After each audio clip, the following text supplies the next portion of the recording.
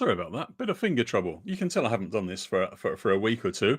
Welcome to yet another episode of a Business Jam Live, and we have a cracker for you this afternoon. If you're, don't forget, if you are whatever you're watching on, whether it's YouTube, um, LinkedIn, Facebook, whatever, you can actually use, as long as you're logged in, of course, you can actually ask questions, make comments. We'll see them online, and if they're nasty comments, we'll ignore them. If they're questions, I'll do my best to throw them at our guest, because that's what we do with guests. So I think it's time to actually get to the guest bit. So my guest this afternoon is a creativity professor, researcher, international speaker, and a strategic advisor who's dedicated to exploring creativity, of course, applied to educational settings, cultural, social, and organizational development. He has a master's in creativity and innovation, is a member of the International Society for the Study of Creativity and Innovation. That is a mouthful.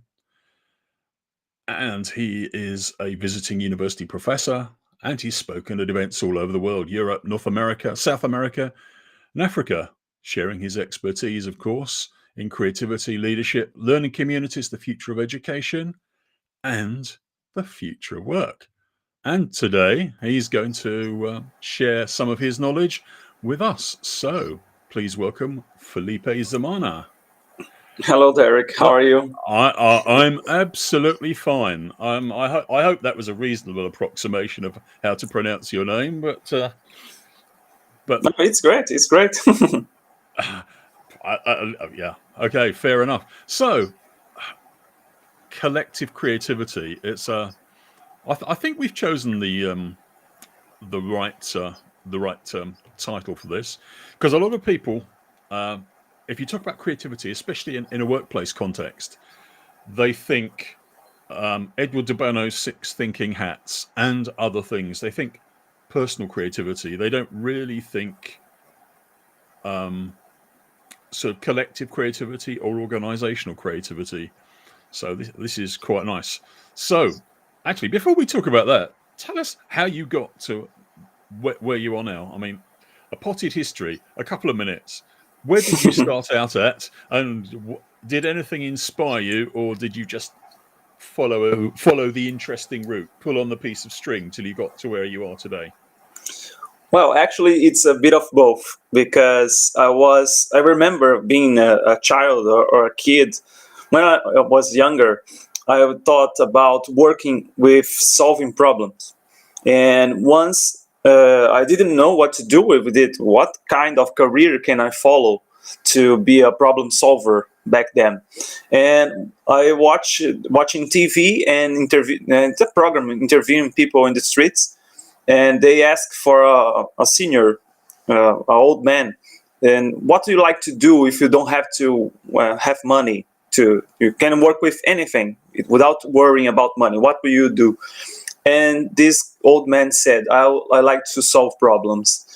For more strange or even stupid it sounds, gave me a kind of lead to, okay, it's not just me who wants to work with solving problems or problem solver. So must be someone out there to work with. And after a few years of this event, I read a book of Austin Kleon, Still Like an Artist. You can see here in my background, I'm a huge fan of him. And his book led me to study creativity. And my mother and my father are teachers, so I have education running in my veins. So I have to work with education. I like to work with education, teach and learn above all.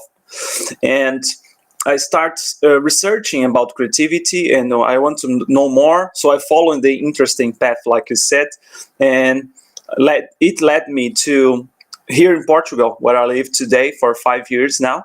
And when I came to do my master in creativity innovation, so I keep studying creativity and now I'm here following my curiosity, basically.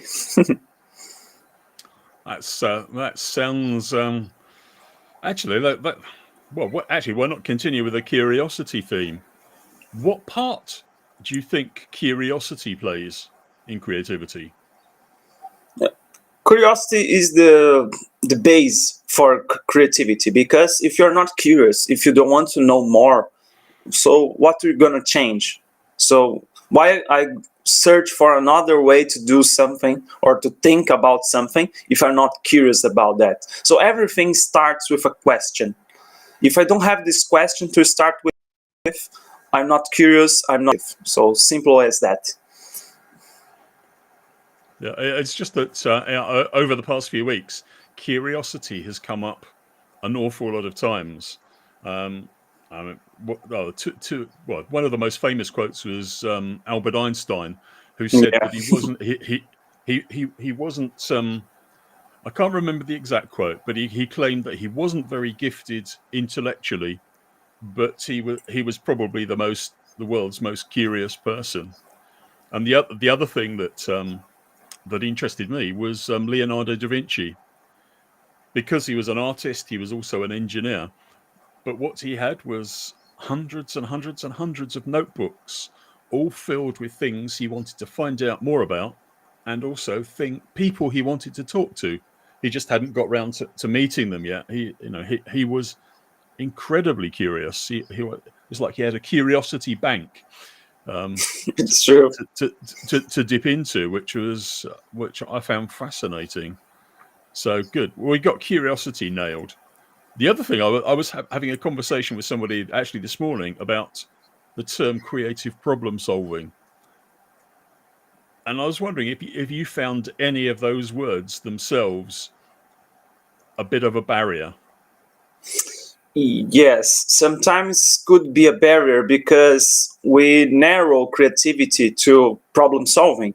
But creativity is way more than that, just that. Problem solving, of course, play a huge role in creativity, but it's not just. You have another ways to engage with creativity without solving a problem.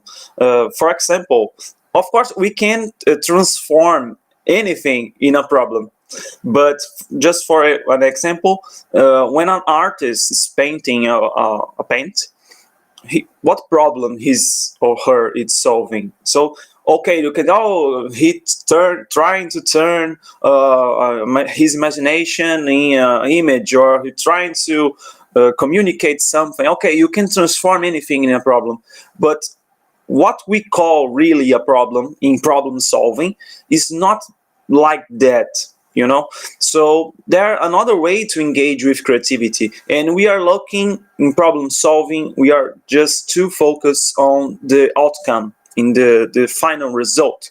So we are talking about a product or a service or something even physical, but the creativity, it's all this process. You have like the curiosity in the beginning, and then you have the process in the middle, and then you have the outcome. So looking to creativity as problem solving, just problem solving, could be a huge barrier to understand the whole thing. But as I said, problem solving is a part of creativity, or can be a part of Yeah, creativity. yeah. Because the phrase problem solving, but the word problem itself, as you've identified, is the big issue. I mean, it could be reframing. Exactly. It could be just looking at a new perspective on something. We're not actually solving a problem. And then there's the other thing, which is we if you do solve problems or investigate situations, you have this, or the way I describe it anyway, you have this series of convergent and divergent phases Yeah. yeah, and people, when they get just a tiny bit of knowledge, not a lot, just a little bit, they go straight for the divergent phase, the idea generation, the brainstorming, and expect that to solve a problem. And of course, it could do if you're very lucky. but Exactly. generally speaking, it doesn't. It's like the chef throwing the pasta on the wall and hoping some of it sticks. It's a little like that. So yeah, I so heard good. a phrase these days about this that said, I don't remember the exact words either, but they said, if you the road to failure is to super value the first idea. So something like Mm, that. So people just grab the first idea they have and go to yeah, diverge or converge or something, and they try to build the problem around this first idea to fit in. So sometimes you have to let go in the first idea, yeah, yeah. or think differently, and and the problem solving never is not always creative. So you can solve problems in a non-creative way.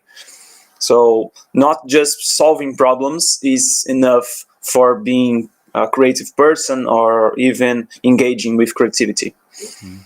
That's why sometimes I think using the term alternative thinking is actually better, because Yeah, to a creative artist, doing his accounts is creative because it's something he doesn't normally do. Similarly, for an accountant, painting might be creative. It's just something exactly. you wouldn't. It's something you don't normally do. That and I mean, I was reminded of a long time ago. I spoke at well, I was helping a company in Mexico, and this guy who was, well, first of all, his boss was the finance director, and he worked in IT, and he said, "How can I be creative? Look where I work." And my simple answer to him was, well, first of all, you're part of a system, so you can contribute in that way. But secondly, have you ever been asked to buy a partner or a girlfriend or whatever to get some food or a bottle of wine on the way home, and you've gotten home and you've forgotten it, and they've said, "Where's the food? Where's the wine?" And you've made up excuses. You've told a story about, whether the shop was closed, or something like that. Yes, well, there you go. You're good at storytelling. So everybody has that little bit, and they can contribute to the whole, which is, I think, where we started this. It's the whole. Exactly. So how do you address the whole? If a company, I mean, a company has come to me and said, "I want to be innovative." Do companies ever come to you and say, "I think I'd like to be creative," but without really knowing what it means? Yeah, it's happened a lot more than I wish it could happen, because normally people have this individual view of creativity, Mm, and then we can divide thinking individually, then people who are creative and people who are not. So this individual view of creativity can create this division, these opposite sides of I am or I'm not. But we all have to be creative socially and culturally, because we are within a culture, within a social settings, social rules that we learn from birth. So these all influence our decisions, our ideas, our process, everything. So I'm from Brazil originally, and I'm living in Portugal right now. Okay, we are close culturally speaking, but far if you look to the details. So when I'm here, I have to learn how people here think and adapt to it. So it's a way to engage with creativity and develop it in a different way I used to have in Brazil, because they function and then work socially differently. So all of this can change our view, how we pursue and how we formulate our ideas and how we create our process and how we can propose new things and see different perspectives. So the whole can be difficult to see when I'm just talking about one person. So who am I in this middle, and how can I participate and even more, how can I influence this environment I'm in? So sometimes this could be difficult, and it's like, for example, climate change. Oh, if me personally do recycling or don't throw trash in the ground, what the difference it could make? So it's kind of the same discussion, because people don't even believe they can do something that really change the whole. So this is the first challenge we have, to seeing creativity as a whole. And of course, if you see the history of creativity, you see that it's born kind of with intelligence, with genius. And in the 50s, when the creativity officially born with the presidential approach to from the APA, Social Association of Psychology, American Association, Psychology Association, sorry. They start the research of creativity, but they start looking to individual creativity. So we came from a history of studying one thing as creativity as an individual attribute, an individual trait, an individual characteristic. So now it's hard to get out of this view and see as a social and a cultural settings, or a social and a cultural characteristic. And once more, how is our whole in this development of creativity? It's interesting you mentioned climate change there, because it's one of the things that I'm interested in as well, and a little bit like creativity. I think the one thing you can do is apply systems thinking to that as well, and that way, if you think of the system, then it's a lot easier for people to plug in their individual contributions. Exactly. Because the one thing about climate change is, whenever you say we must reduce emissions, we must reduce carbon, people say, I can't do that. That's too big a lump for me. But I can Yeah. do a bit of recycling. I can take public transport. They know what they can do, and it seems to me it's exactly analogous. People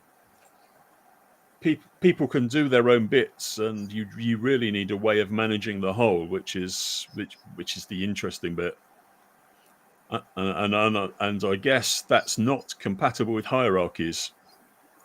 Yeah, could be challenging with hierarchies. I think it's more, and I'm developing a framework that I call the creative ecosystems, to understand how can this all the whole thing works. And we have to understand that have roles, not hierarchy, but roles that can change. So it's circumstantial. So in one situation, I'm the leader, and I'm responsible for guiding the group towards the specific end, or not a specific end.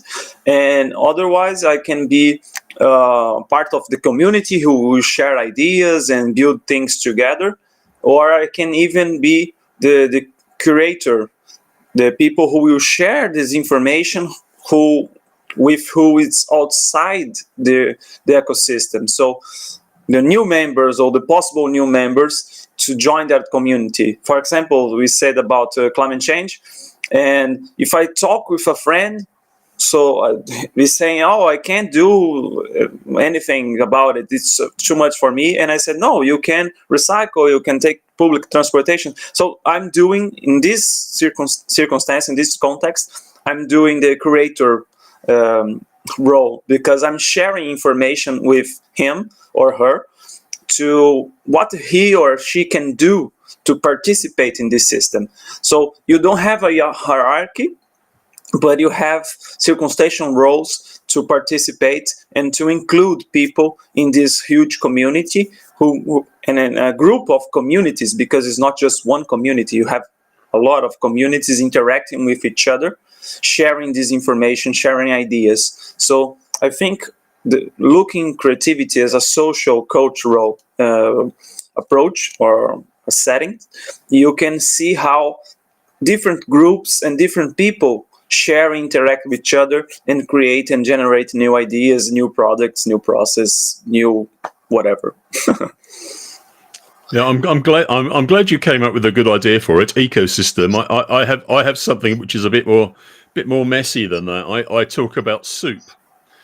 Um, and the whole idea in my soup model, if you like, is that we're all floating around in a big bowl of soup, like croutons and vegetables. So there's no hierarchy, and the managers are there because management is a function. It's not a controlling function. It's a Yeah. function. We need some managers, but everybody's connected. They're talking to each other. They're passing knowledge. They're talking to each other. They're trusting each other. So it's flat, and yeah, that seems to me ecosystem is the sort of thing somebody who's paying you money would like to hear. They wouldn't like to hear about soup, would they? Not really. But yeah, it's pretty much the same thing, and that's Depends if excellent. they like soup. Uh, yes, indeed. The other thing that's quite interesting. I don't know. Have you ever come across the? I, I'm just thinking. Well, it hasn't got a real translation in English. It's effectively hacking, but there's an Indian word, jugad, True, that spelled no, my spelled Jugad, and it was it became very fashionable for a while in Western companies. But it's effectively hacking. So a good example would, in fact, I've got a picture on one of my slide decks, and it's got a farmer with a pitchfork, and he's wedged his phone between the two middle prongs, and he's holding it up, using it as a selfie stick. It's that sort of thing where you bodge, and Western companies, they really like this, but they abandoned it after a while because there's no quality built into it. Yes, it gets you results, but I you can think only get I know. Yeah, we have a you can word only. in this in Portuguese. Uh, what is it? Can we translate it? It's hard to translate, but I think it's the same concept because in Brazil we call it gambiarra. It's doing something quick and easy to fix something or to a solution for something, but it's not. You don't have quality in this solution. It's like you said. It's just putting the phone in between a pitchfork. So Yeah. it's not quality in that. It's okay. It solved the problem, if you say, but you can't transform this in something. It's just a quick Yeah. fix. Basically, it's a shortcut for something. Yeah. But I think where the Western companies, I think they should have persevered with that culture and introduced something else. Now, again, because of I have some Indian influences being associated with an Indian university. I introduced the concept of the chaiwala, the guy who makes the chai on the side of the road, because the quality is built in. He doesn't read a manual every time he makes a cup of chai, but it's absolutely built into what he does, and he will make several hundred, if not 1,000 cups a day, all to the same standard. And it's because the quality is actually built in. It's ingrained in the culture. It's ingrained in the system. Yeah. Which is the bolt on to the bodging, if you like. So you can take that approach if part of your company culture is that we must produce a good product or a good idea for production to produce or whatever. So Yeah, I wrote about this in my book, and I talk about practice, sorry, but not just practice. It's deliberate practice. So we need to do something over and over, but always with that kind of thinking of, okay, what I'm doing and how can I be better at it, or how can I improve it. So I'm not just doing. doing for doing or just practicing for practicing. I'm trying to understand what I'm doing and how I'm doing to be better at it. So this, I think, is the key to came up with better ideas and better outcomes or better process for creativity. So for develop our potential Yeah. in creativity, we need to do something over and over and build a huge body of knowledge about something. Could be chai, could be Yeah. soup, or could be anything else. But we need to build this knowledge. I think one thing people normally confused about it, but we have this idea rolling around it, is that to be creative, you don't need to do anything. You just came up with something and it's okay. It's good. It's enough. But as long as you study something, you go deeper in something, the better chance you have to really have a creative idea or a creative uh, phenomenon or creative Yeah. process, whatever, a creative something, because you have the knowledge to do it. Imagine if I start talking here about, I have a discussion with a friend, and he said, if I start to talking about brain surgery here, I'm not a brain surgeon, I'm not a doctor, I've never even studied medicine. How can I really contribute with a creative outcome, a creative perspective, if I don't know what I'm talking about? So I can even understand something and give you an idea or a thought or a question about brain surgery. But if you are a brain surgeon, you can say, oh, this you are saying, it's an idea from the Yeah. 90s. Or someone already thought about it. So how can I know if I don't know this field? I don't have the knowledge of this field. Yeah. So it's harder for me to contribute to something really creative. So I need to build a body of knowledge. I need to practice deliberately to actually contribute with something. Although if I didn't know anything about brain surgery and we started having a discussion about brain surgery, yes, that wouldn't be very good. But on the other hand, it is possible, is it not, to observe? I wouldn't say stupid people, because that could be insulting. People who are ignorant of or don't know about that thing. You could just, it's just a bit like sitting at a street cafe watching people. You can actually learn a certain amount of stuff. You can pick up ideas. So Definitely, definitely. I think we just need to. Yeah, there are different places to. I mean, a brain surgeon won't learn much at a cafe, I'm sure. Not unless he's had my soup or whatever. But yeah, that's Yeah, but here's the which catch. You are the brain surgery observing these people. They are not doing this consciously, and you no, are translating what you're seeing based in your perspective, in your knowledge, to came up with creative ideas. So you yeah, have the knowledge to see something and see yeah, value in this contribution. So you have the knowledge. These people don't know what they're doing for the brain no, surgery no. part. Which I was just about to insult everybody on Facebook actually, but given that we've just come through COVID and a whole load of other things, and there's been a lot of criticism of everybody on Facebook has become an expert in something, Yeah, and research consists of watching YouTube videos. it's So, true. so how useful or damaging do you think social media is to creativity? Well, I I think my last article on LinkedIn it's about it, but I think we can see two scenarios here.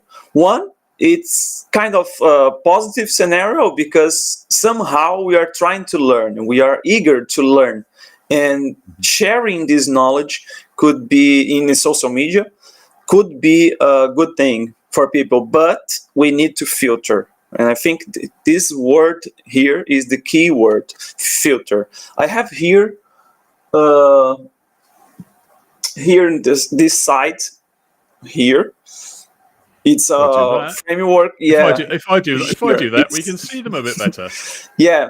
Basically, it said this is good, but I don't like it, or this is not good, but I like it. So we have to filter what we really want to keep up with us, keep with us, or just let go. Because I think people lose a lot of time complaining, and sometimes it's just not for you. You are not the target, the target audience for that people. Of course, we need to protect something about depending of what people are saying. They are saying completely nonsense, but for the other side, I think people are evolving somehow and learning how to use technology to build knowledge and build wisdom somehow. Yeah. Because, for example, when I start in 10 years ago,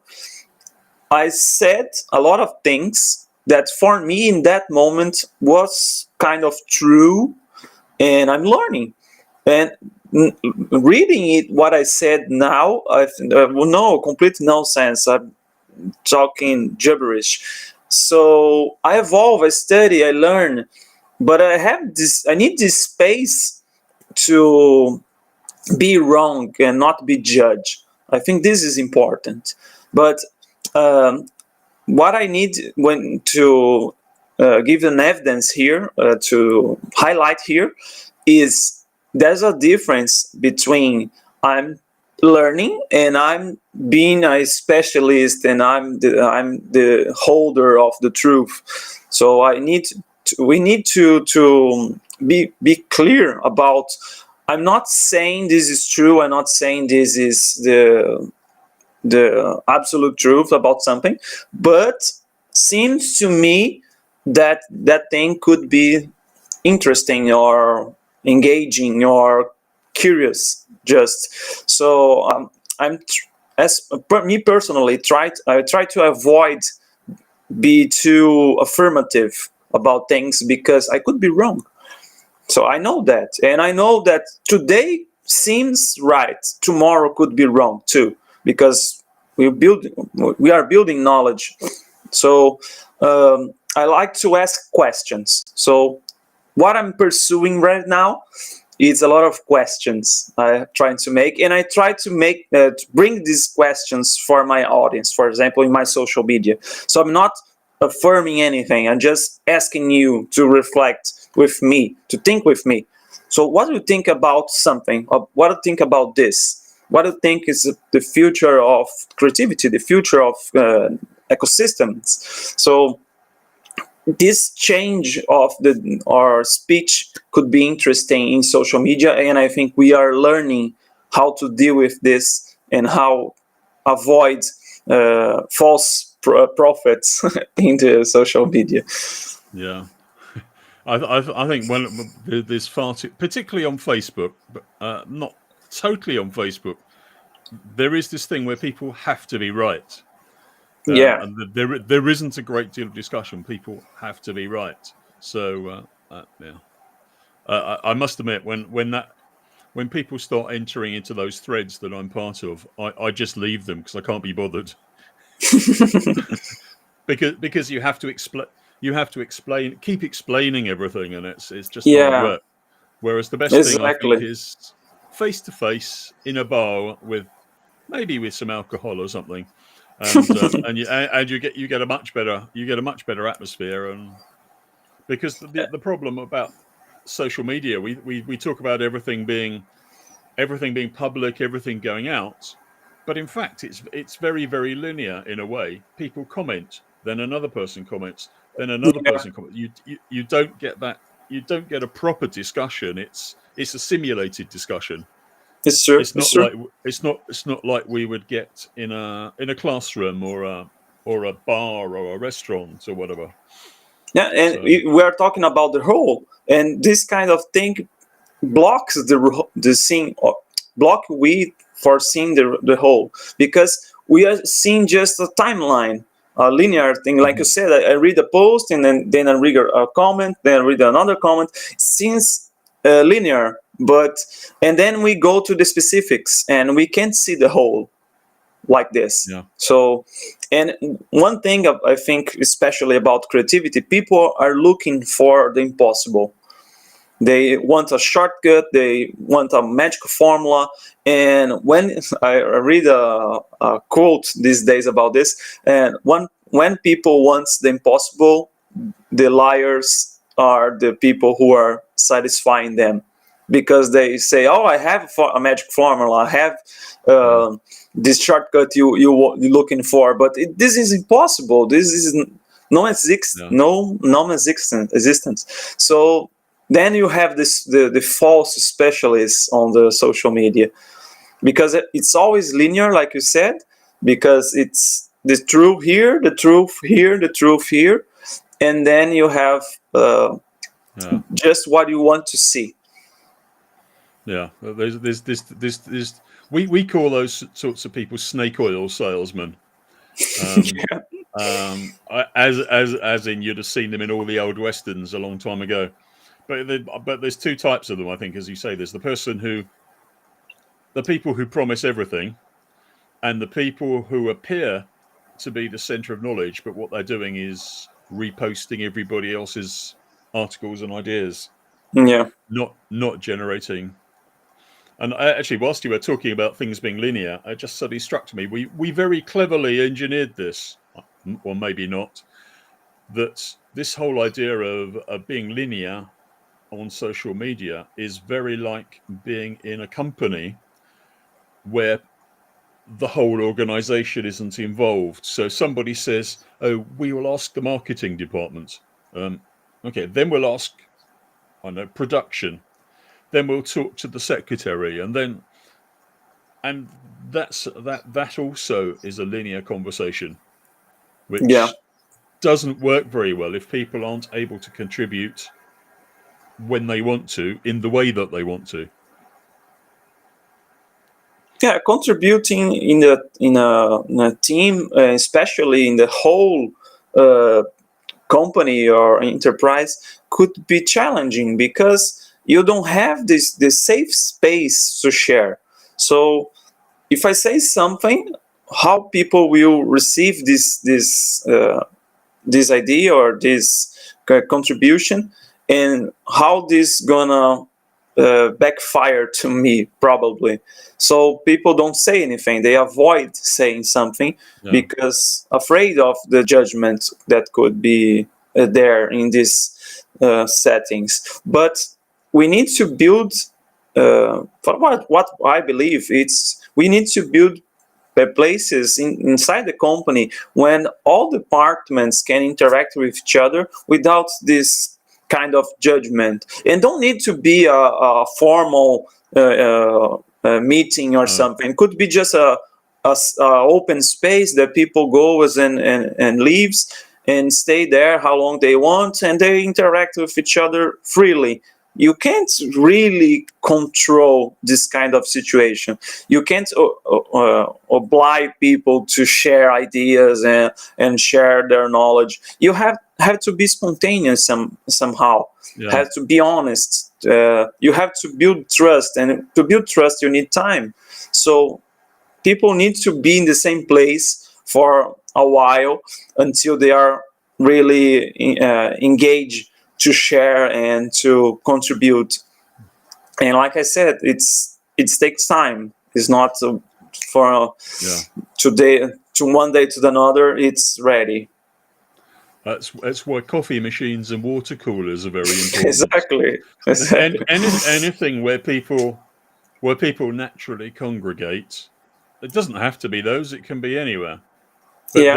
then the problem you have is you have to be prepared to capture that, whatever it is. So somebody was surprised when I suggested to them they actually just stick a whiteboard on the front of the refrigerator in the kitchen. Could be. Why not? Why not paint the walls with whiteboard paint and leave a pen there so somebody can just scribble it down? You know, Exactly. I've even heard of a time when they used paints or markers to write on the inside of windows. It's good. It's good. So it's if you can stop it happening, but you can't make it happen. All you can do is let it happen and see what happens. And Exactly. so yeah. So what's the worst thing somebody can do? Well, no, there's two questions for you. What they both start with what's the worst thing somebody can do. Well, the first one is to stifle creativity completely in a company, because there are probably still companies doing it. And the second thing is, if somebody maybe hasn't got lots and lots and lots of money, but actually no, this is a best thing really. What's the one thing they could do to actually make things a lot better creativity wise in their company? So how could you make it really bad, and how could you make it really good with it? Well, making it bad, it's easier. You just need a bad leader. It's easy, just like that. Because if you don't if you don't have a real leader or a boss or a manager that you don't have to, how's the word?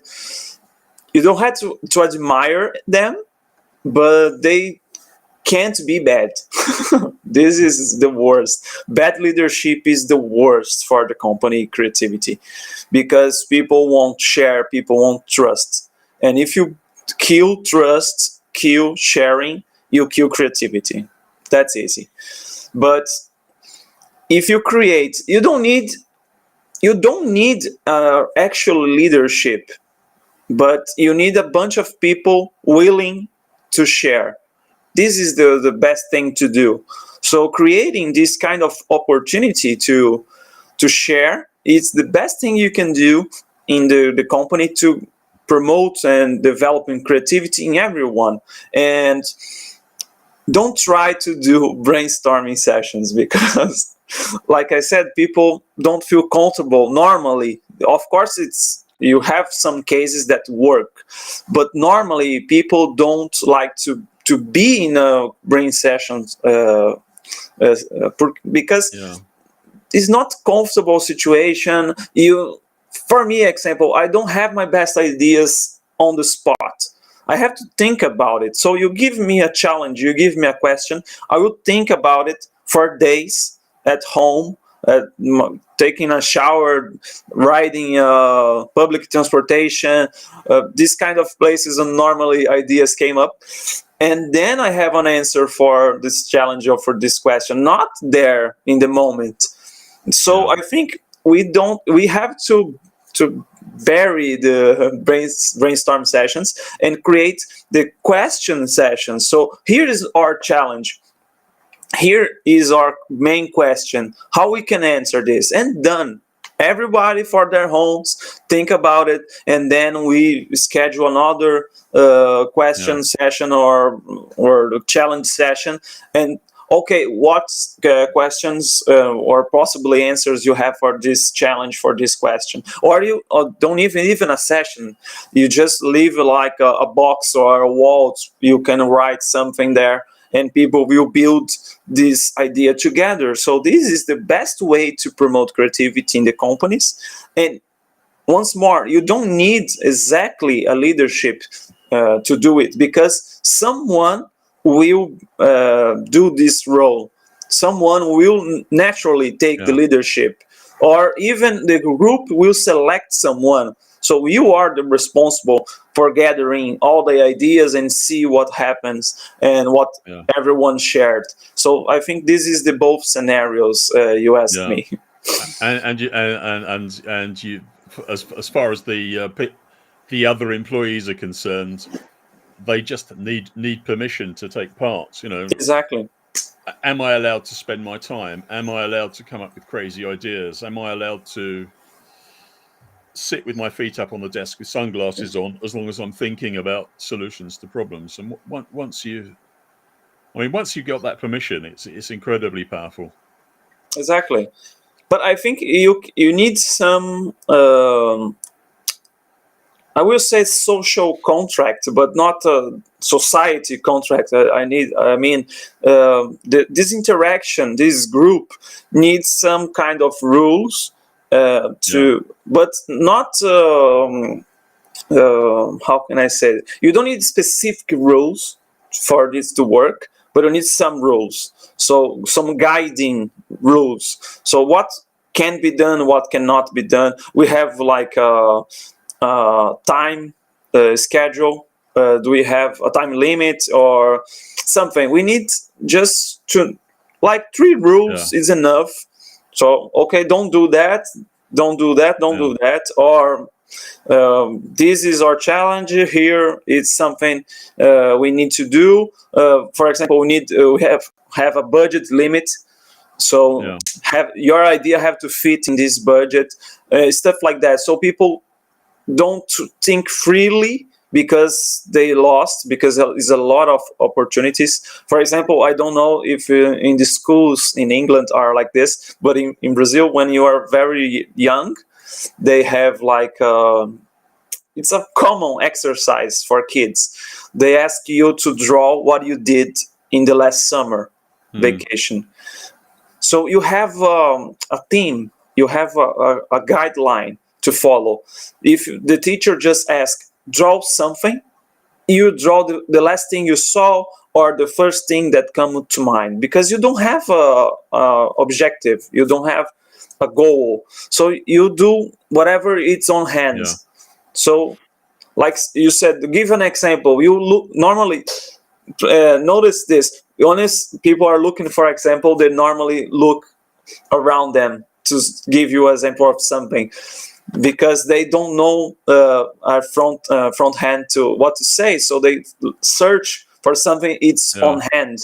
It's normally to do that. But if you give the people a guideline, a goal, they can focus their thinking on it. So it's easier to have Yeah. these guidelines. Yeah. It's yeah.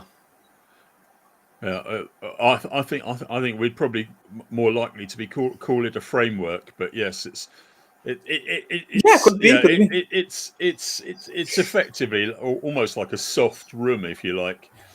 The walls expand and bend, and you can bounce off them.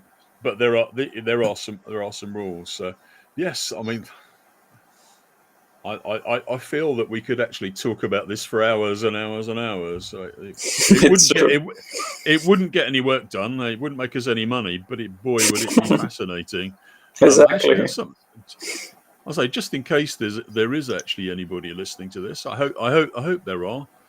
Please send us some questions if there are. I ought to flash this up. So if you want to get in touch with my guest for today and ask him all the difficult questions I haven't, then please do. I'll leave that up there for a bit. But it's would you believe we've been chatting for nearly 50 minutes?